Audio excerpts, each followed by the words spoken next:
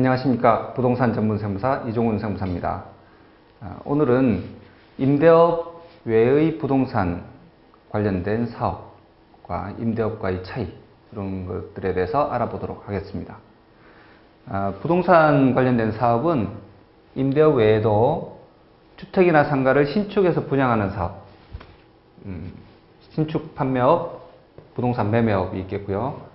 그 다음에 기존 부동산을 사업적으로 사서 또 되파는 그런 매매를 주로 하는 부동산 매매업, 또 그리고 부동산 중개업, 이런 것들이 있습니다.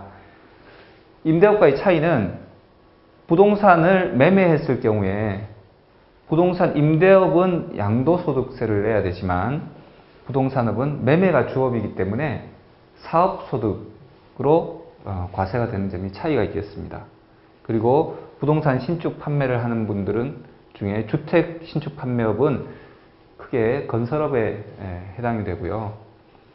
그리고 이 신축에서 매매하시는 분들이 신축해서 분양을 하는데 분양이 잘 안 되는 경우, 남아있는 주택이나 상가나 이런 것들을 놀릴 수가 없기 때문에 일시적으로 임대하는 경우, 이럴 경우에도 사업소득으로 과세를 하게 됩니다. 이 일시적으로 임대한 것들을 다시 양도를 할 경우에도 사업소득으로 과세하게 된다는 거, 어디까지나 매매업이기 때문에 그렇습니다. 좀 더 구체적으로 살펴보면, 그러면 사업소득이 유리한가, 양도소득이 유리한가, 이런 거죠.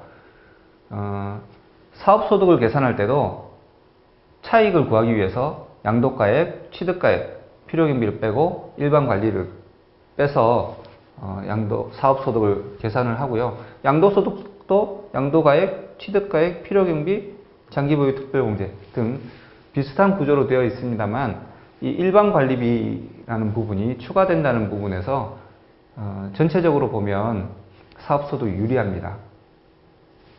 그리고 한 가지는 추계과세를 허용하고 있다는 점, 그 추계과세를 적극적으로 활용할 수 있다는 점이 사업소득의 큰 장점이고요. 양도소득은 추계과세를 허용하고 있지 않죠. 추계과세를 할 때 보면 특히 추계과세의 단순경비율이 굉장히 80%대 이상 높게 형성이 되어 있죠. 그래서 이 경비를 80%에서 90%까지 인정을 해주기 때문에 이 사업소득에서 추계과세를 할 경우 할 수만 있다면 굉장히 유리한 세금이 절세되는 방법 중에 하나입니다. 그래서 전체적으로 보면 사업소득이 유리한 거고요. 세율면에서도 보면 사업소득은 기본세율을 적용하고 양도소득은 단기 양도 같은 경우에는 50%, 40%의 고율의 세율을 적용하기 때문에 전체적으로 보면 사업소득이 유리합니다.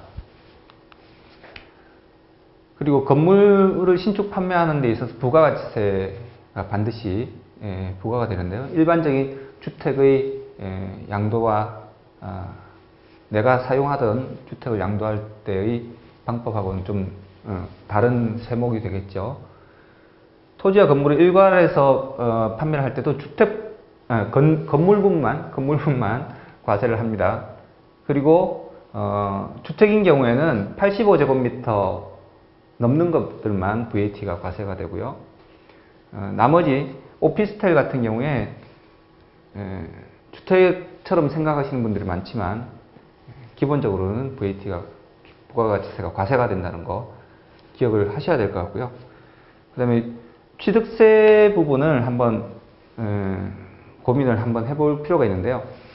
건물을 내가 지어서 팔아야 되겠다 했을 때 토지 나대지를 취득을 해서 건물을 신축하는 경우가 있고, 오래된 구옥 옛날 주택을 사서 주택을 헐어버리고 건물을 새로 지어서 팔 경우가 있을 것입니다.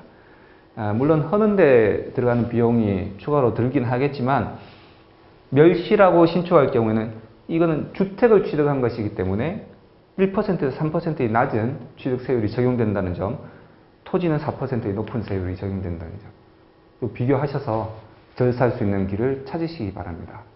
지금까지 부동산 전문 세무사 이종훈 세무사였습니다. 감사합니다.